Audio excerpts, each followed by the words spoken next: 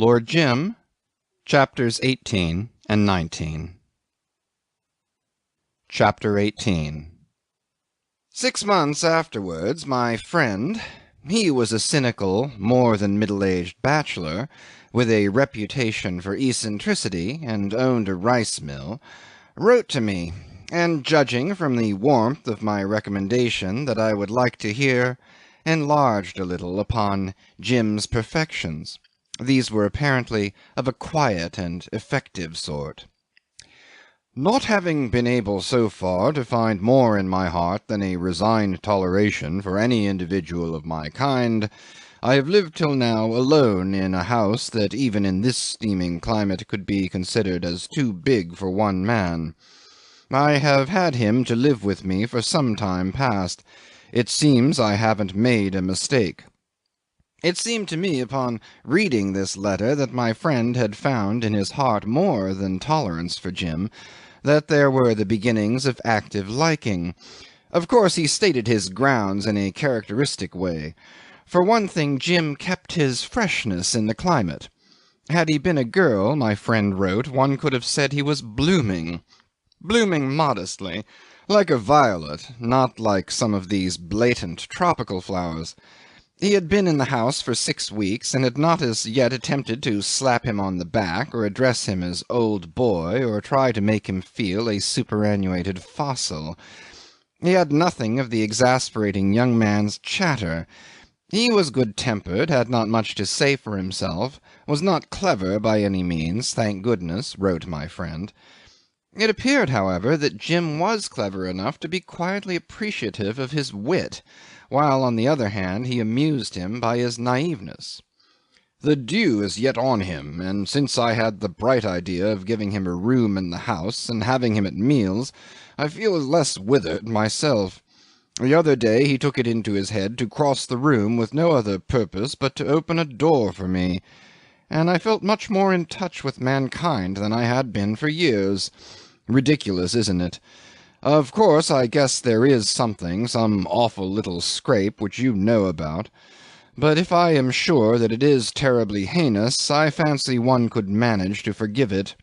For my part, I declare I am unable to imagine him guilty of anything much worse than robbing an orchard. Is it much worse? Perhaps you ought to have told me.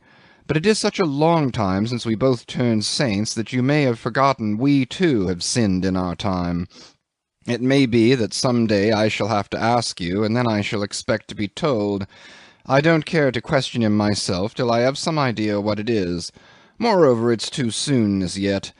Let him open the door a few times more for me. Thus my friend.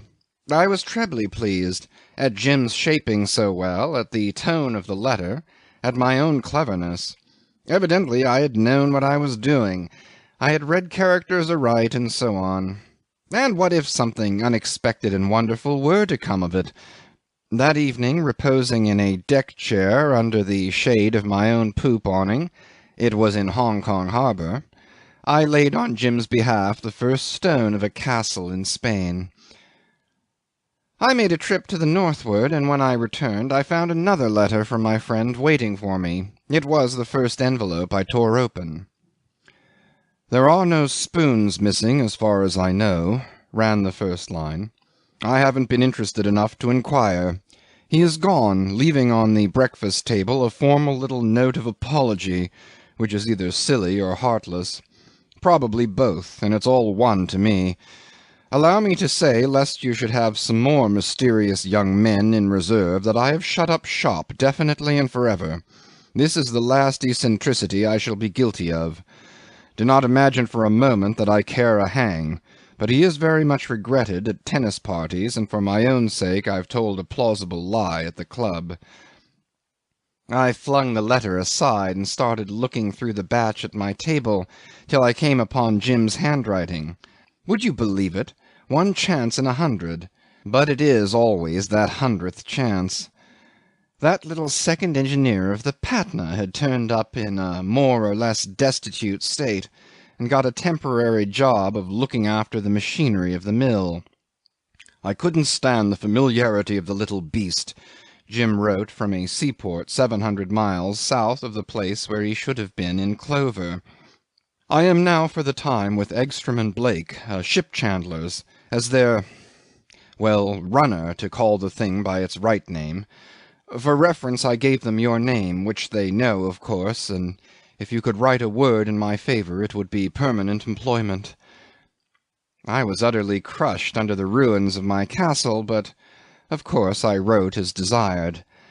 Before the end of the year my new charter took me that way, and I had an opportunity of seeing him. He was still with Egstrom and Blake, and we met in what they called our parlour, opening out of the store. He had that moment come in from boarding a ship, and confronted me head down, ready for a tussle. "What have you got to say for yourself?" I began, as soon as we had shaken hands. "What I wrote you. Nothing more," he said stubbornly. "Did the fellow blab, or what?" I asked. He looked up at me with a troubled smile. "Oh, no, he didn't. He made it a kind of confidential business between us. He was most damnably mysterious whenever I came over to the mill. He would wink at me in a respectful manner, as much as to say, 'We know what we know.' Infernally fawning and familiar, and that sort of thing." He threw himself into a chair and stared down his legs. "One day we happened to be alone, and the fellow had the cheek to say, 'Well, Mr. James,' I was called Mr. James there, as if I'd been the son. 'Here we are together once more. This is better than the old ship, ain't it?' Wasn't it appalling, eh?" I looked at him, and he put on a knowing air. "Don't you be uneasy, sir," he says. "I know a gentleman when I see one, and I know how a gentleman feels. I know, though, you will be keeping me on this job. I had a hard time of it, too, along of that rotten old Patna racket. Jove! It was awful. I don't know what I should have said or done if I had not just then heard Mr. Denver calling me in the passage. It was tiffin time, and we walked together across the yard and through the garden to the bungalow. He began to chaff me in his kindly way. I believe he liked me." Jim was silent for a while. "I know he liked me. That's what made it so hard. Such a splendid man. That morning he slipped his hand under my arm. He, too, was familiar with me." He burst into a short laugh and dropped his chin on his breast. "Pah! When I remembered how that mean little beast had been talking to me," he began suddenly in a vibrating voice, "I couldn't bear to think of myself. I suppose you know." I nodded. "More like a father," he cried. His voice sank. "I would have had to tell him. I couldn't let it go on, could I?" "Well," I murmured, after waiting a while, "I preferred to go," he said slowly. "This thing must be buried." We could hear in the shop Blake upbraiding Egstrom in an abusive, strained voice. They had been associated for many years, and every day, from the moment the doors were opened to the last minute before closing, Blake, a little man with sleek jetty hair and unhappy beady eyes, could be heard rowing his partner incessantly with a sort of scathing and plaintive fury. The sound of that everlasting scolding was part of the place like the other fixtures. Even strangers would very soon come to disregard it completely, unless it be perhaps to mutter "nuisance," or to get up suddenly and shut the door of the parlour. Egstrom himself, a raw-boned, heavy Scandinavian, with a busy manner and immense blond whiskers, went on directing his people, checking parcels, making out bills, or writing letters at a stand-up desk in the shop, and comported himself in that clatter exactly as though he had been stone deaf. Now and again he would emit a bothered, perfunctory "shh," which neither produced nor was expected to produce the slightest effect. "They are very decent to me here," said Jim. "Blake's a little cad, but Egstrom's all right."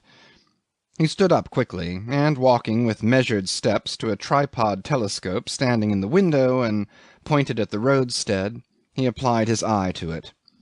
"There's that ship, which has been becalmed outside all the morning, has got a breeze now and is coming in," he remarked patiently. I must go and board. We shook hands in silence, and he turned to go. Jim! I cried. He looked round with his hand on the lock. You have thrown away something like a fortune. He came back to me all the way from the door. Such a splendid old chap, he said. How could I? How could I? His lips twitched. Here it does not matter. Oh, you,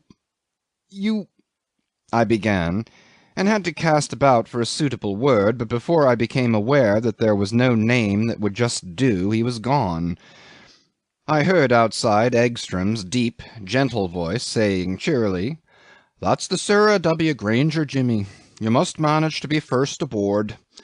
And directly Blake struck in, screaming after the manner of an outraged cockatoo, Tell the captain we've got some of his mail here. That'll fetch him. Do you hear, Mr. What's-your-name?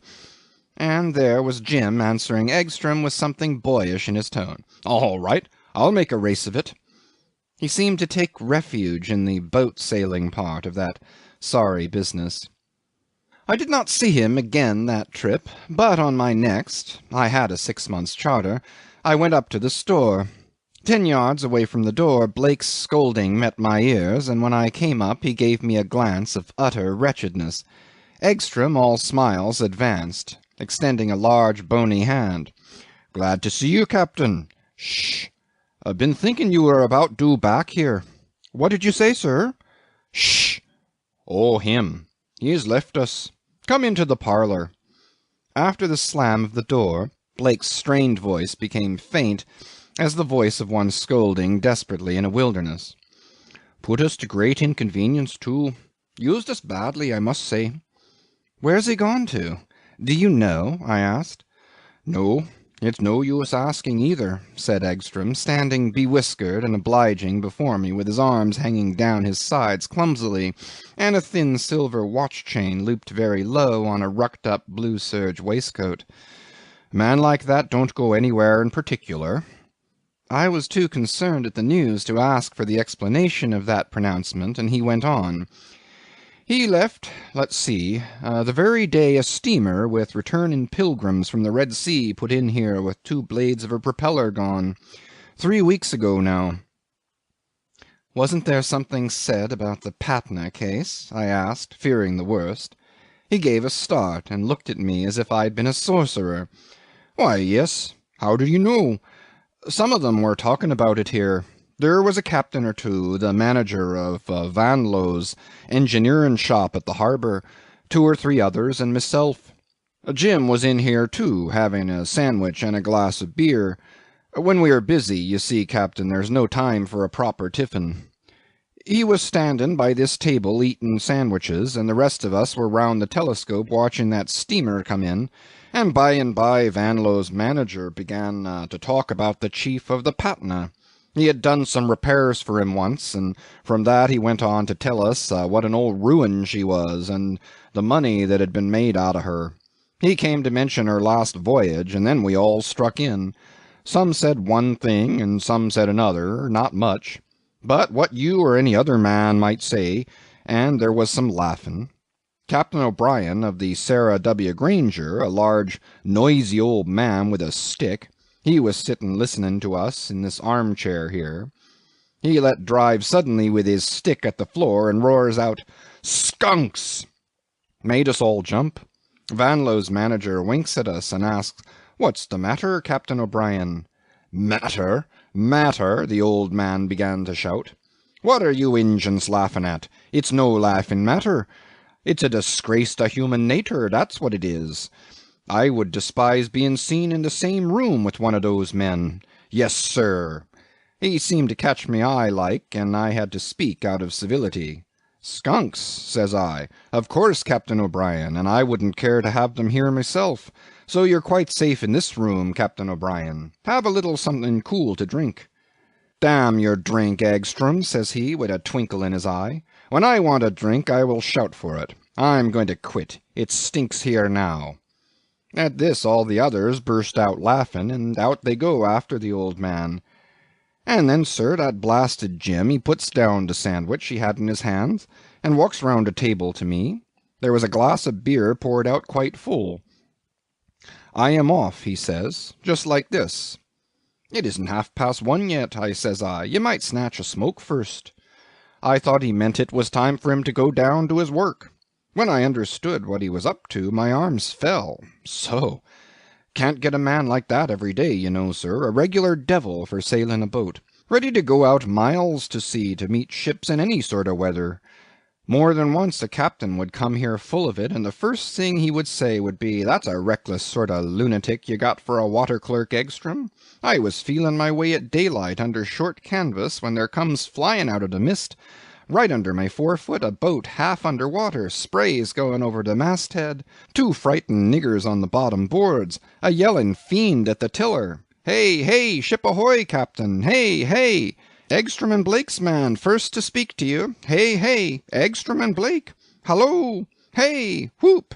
Kick the niggers, out reef, a squall on at the time, shoots ahead whooping and yelling to me to make sail, and he would give me a lead in, more like a demon than a man. Never saw a boat handled like that in all my life. Couldn't have been drunk, was he? Such a quiet, soft-spoken chap, too, blushed like a girl when he came on board. I tell you, Captain Marlowe, nobody had a chance against us with a strange ship when Jim was out. The other ship chandlers just kept their old customers, and—" Egstrom appeared overcome with emotion. "Why, sir, it seemed as though he wouldn't mind going 100 miles out to sea in an old shoe to nab a ship for the firm. If the business had been his own and all to make yet, he couldn't have done more in that way.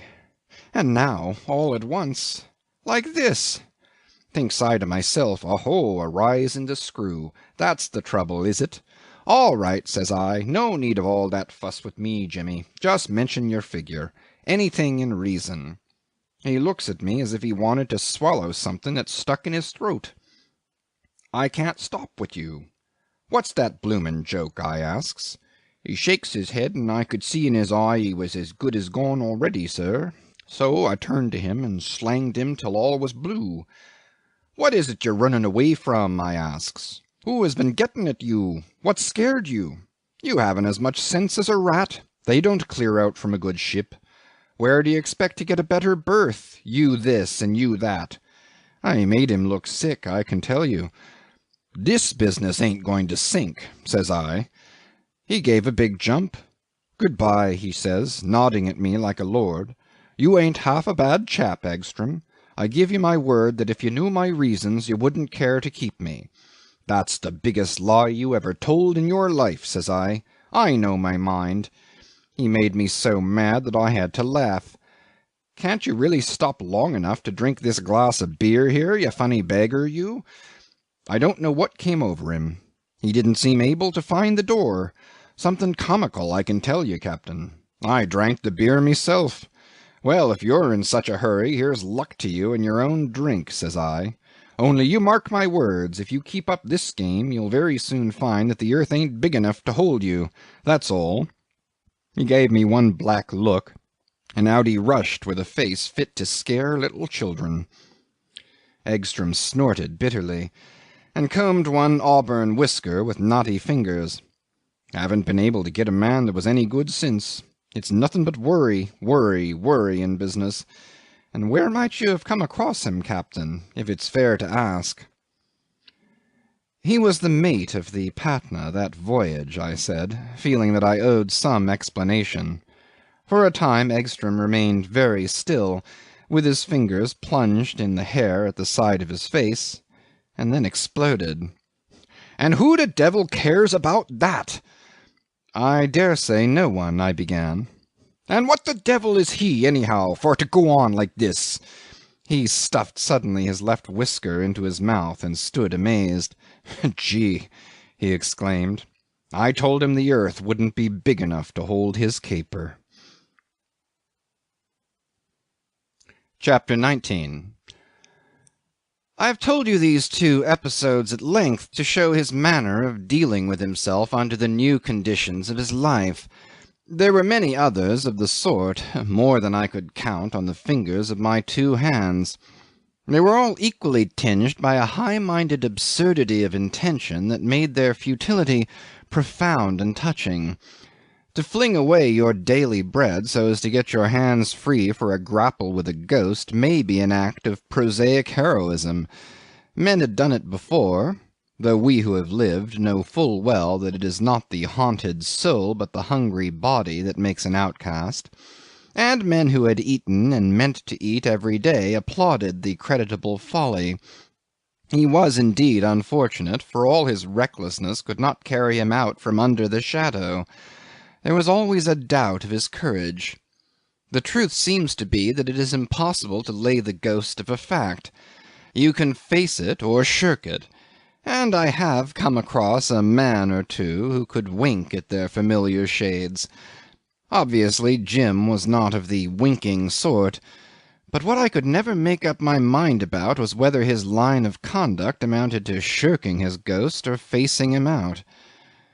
I strained my mental eyesight only to discover that, as with the complexion of all our actions, the shade of difference was so delicate that it was impossible to say.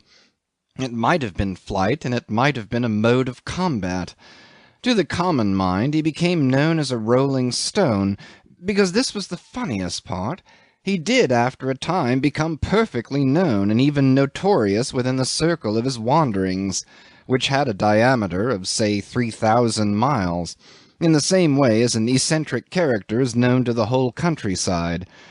For instance, in Bangkok, where he found his employment with Yucker brothers, charterers and teak merchants, it was almost pathetic to see him go about in sunshine hugging his secret, which was known to the very up-country logs on the river. Schomberg, the keeper of the hotel where he boarded, a hirsute Alsatian of manly bearing, and an irrepressible retailer of all the scandalous gossip of the place, would, with both elbows on the table, impart an adorned version of the story to any guest who cared to imbibe knowledge along with the more costly liquors. And mind you, the nicest fellow you could meet, would be his generous conclusion. Quite superior. It says a lot for the casual crowd that frequented Schomberg's establishment that Jim managed to hang out in Bangkok for a whole 6 months. I remarked that people, perfect strangers, took to him as one takes to a nice child. His manner was reserved, but it was as though his personal appearance, his hair, his eyes, his smile, made friends for him wherever he went. And, of course, he was no fool.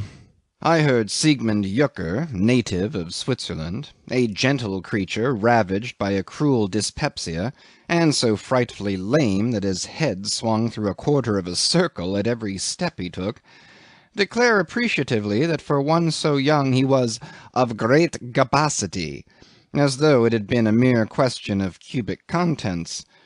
Why not send him up country? I suggested anxiously. Yucker brothers had concessions and teak forests in the interior.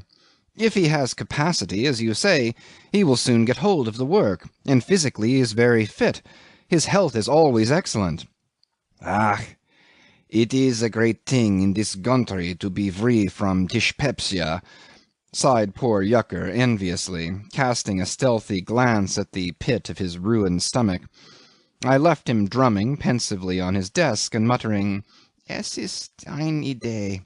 Es ist eine Idee. Unfortunately, that very evening an unpleasant affair took place in the hotel.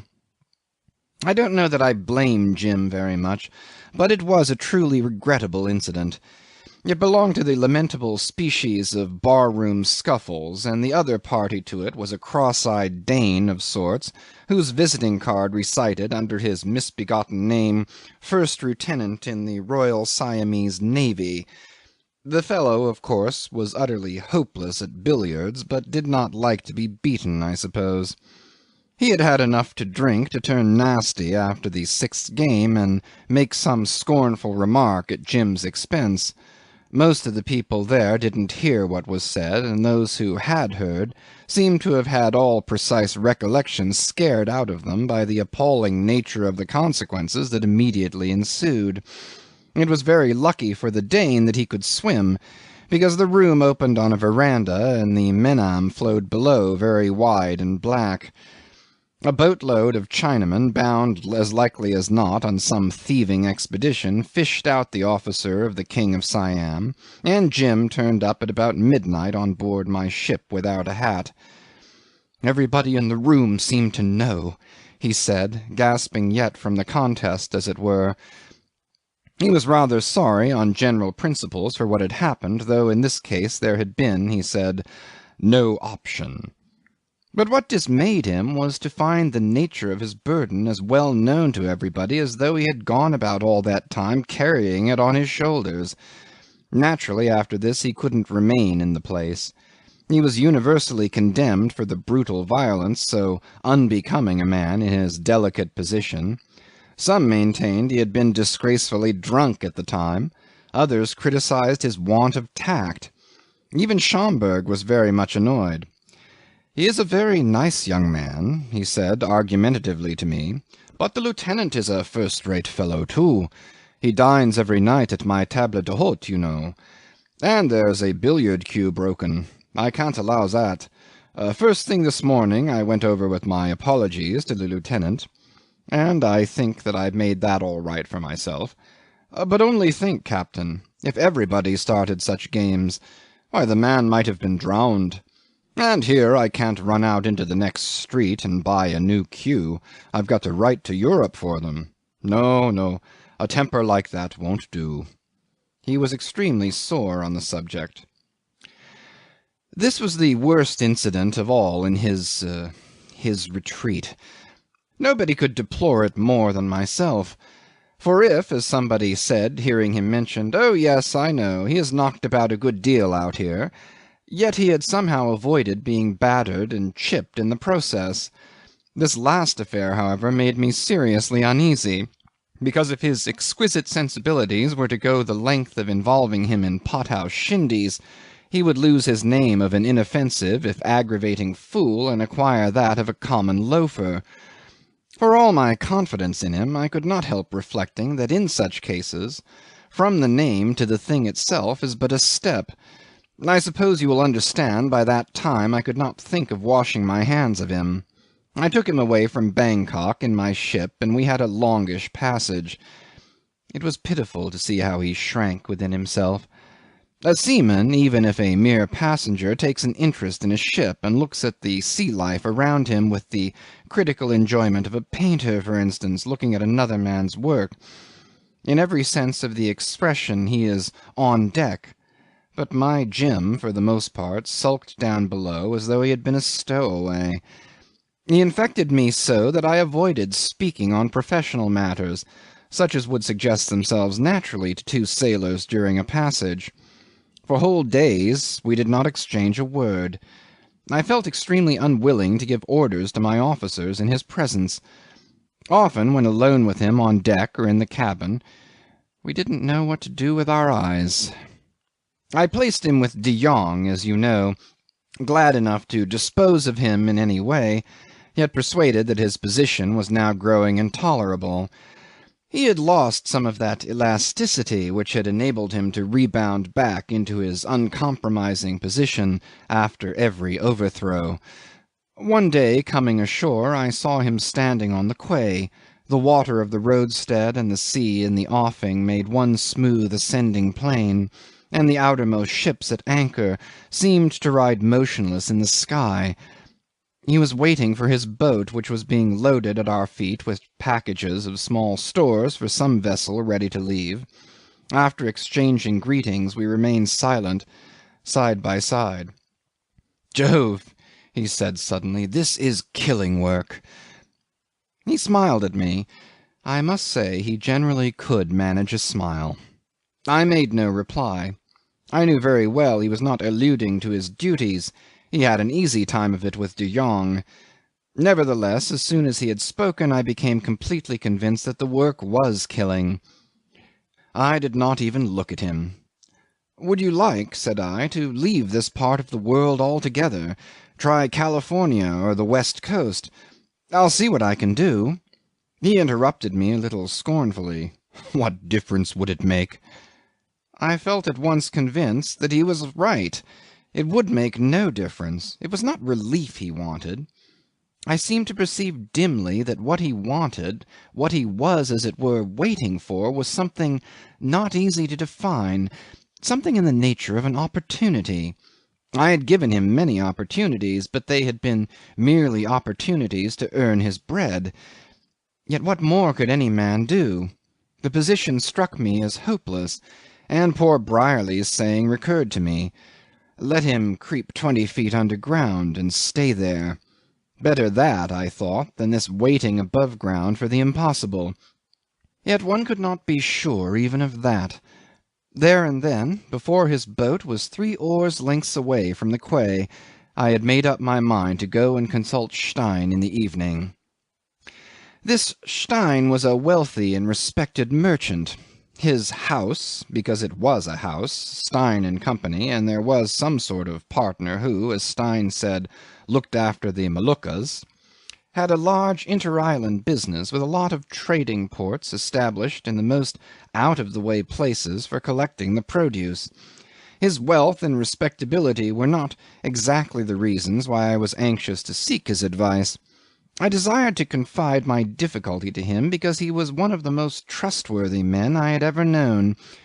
The gentle light of a simple, unwearied, as it were, and intelligent good nature illumined his long hairless face. It had deep downward folds, and was pale as of a man who had always led a sedentary life, which was indeed very far from being the case. His hair was thin and brushed back from a massive and lofty forehead. One fancied that at 20 he must have looked very much like what he was now at 60. It was a student's face, only the eyebrows nearly all white, thick and bushy, together with the resolute, searching glance that came from under them, were not in accord with his, I may say, learned appearance. He was tall and loose-jointed. His slight stoop, together with an innocent smile, made him appear benevolently ready to lend you his ear. His long arms, with pale, big hands, had rare deliberate gestures of a pointing-out, demonstrating kind. I speak of him at length because under this exterior, and in conjunction with an upright and indulgent nature, this man possessed an intrepidity of spirit and a physical courage that could have been called reckless had it not been like a natural function of the body, say good digestion, for instance, completely unconscious of itself. It is sometimes said of a man that he carries his life in his hand. Such a saying would have been inadequate if applied to him. During the early part of his existence in the East he had been playing ball with it. All this was in the past, but I knew the story of his life and the origin of his fortune. He was also a naturalist of some distinction, or perhaps I should say a learned collector. Entomology was his special study. His collection of Buprestidae and Longicorns, beetles all, horrible miniature monsters looking malevolent in death and immobility, and his cabinet of butterflies, beautiful and hovering under the glass of cases on lifeless wings, had spread his fame far over the earth. The name of this merchant, adventurer, and sometime adviser of a Malay sultan, to whom he never alluded otherwise than as my poor Mohammed Bonso, had, on account of a few bushels of dead insects, become known to learned persons in Europe, who could have no conception and certainly would not have cared to know anything of his life or character. I, who knew, considered him an eminently suitable person to receive my confidences about Jim's difficulties as well as my own. End of chapters 18 and 19.